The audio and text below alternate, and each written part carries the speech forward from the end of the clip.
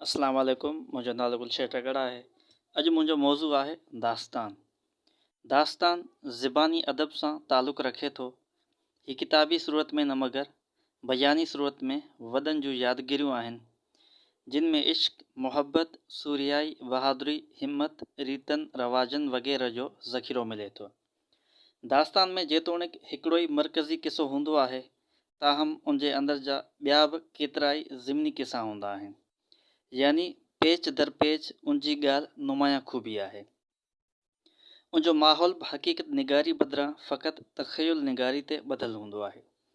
किसो हिकु मुख़्तसिर बयानु ॾिए थो, पर दास्तान उनजे बरक्स वरी तवील ऐं घणो उलझियल हूंदो आहे। हक़ीक़ी तारीख़ी वाक़ियात बदिरां दास्तान में सिर्फ़ु हिकु फ़र्ज़ी ऐं तसवुराती दुनिया आबाद हूंदी आहे। दास्तान निगार जी तख़यल जी उॾाम जेतोणीकि आसमान जे बुलंदियुनि ते रहंदी आहे, त बि संदुसि पेर ज़मीन ते टिकियल हूंदा आहिनि।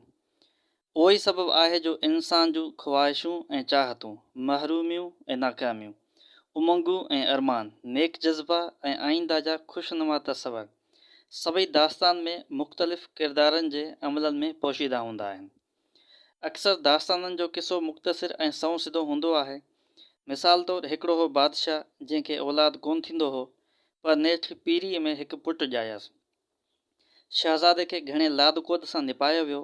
जॾहिं वधी जवान थियो त कंहिं अणॾिठल शहज़ादीअ ते आशिक़ थी पियो, कंहिं तस्वीर जी मदद सां उनजी ॻोल्हा में निकितो, या वरी का परी शहज़ादे जे हुस्न ते मफ़तून थी ऐं खेसि उॾाए वञे थी।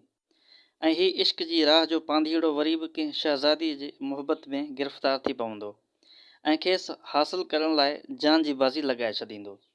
इश्क दास्तान में हिकु अहम अंसर आहे। बहरहाल, इश्क ऐं मुहबत बाइस दास्तान में घणी दिलकशी ऐं रंगीनी पैदा थिए थी। दास्तान में माफ़ूकल फितरत क़ुवतनि जी शमूलियत ख़ासि अहमियत रखे थी, जंहिंजे असरात खां सवाइ दास्तान जो तसवुर बि करे नथो सघिजे। उनजे वसीले मरकज़ी किस्से खे अॻिते वधाइण में मदद मिले थी।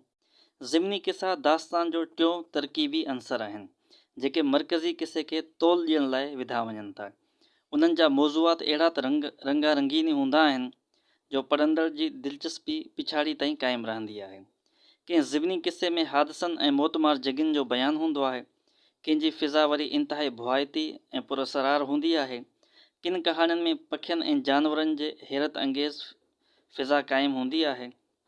किन में देवनि ऐं परियुनि जी जादूगरी जा ताजुब खेज़ कारनामा हूंदा आहिनि। किन किस्सनि में इश्क जा दिलि लुभाईंदड़ वाक़िया हूंदा आहिनि। मतिलब त ज़िमनी किस्सनि जी मदद सां दास्तान में रंगारंगी ऐं हमगीरी पैदा कई वञे थी। दास्तान जो प्लाट नाविल ऐं मुख़्तसिर कहाणी वांगुरु सुलझियल हुअण बदिरां पेचीदा ऐं वटियल सटियल हूंदो आहे। पर इहा दास्तान जे प्लाट जी खूबी सम्झी वेंदी आहे, छाकाणि जो दास्तान मुख़ातबीन खे अजनबी माहौल सां मिलाईंदो या दोचार कराईंदो आहे। अहिड़ी फ़िज़ा क़ाइमु कंदो आहे जेका साम्हूं वारे जी होश ऐं ज़हन खां घणो दूर हुजे।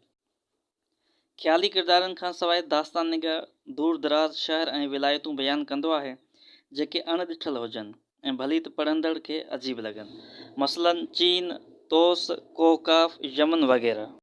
दास्तान में अहिड़ी दुनिया तख़लीक़ कई वेंदी आहे जा फ़क़ति ख़्याली हुजे, जेका लाज़मी तरह असांजे 24 कलाकनि वारी वाक़िफ़ दुनिया खां मुख़्तलिफ़ हुजे। दास्तान हिन दौर जो नथो थी सघे, पर इहा पुराणे दौर जी ॻाल्हि आहे।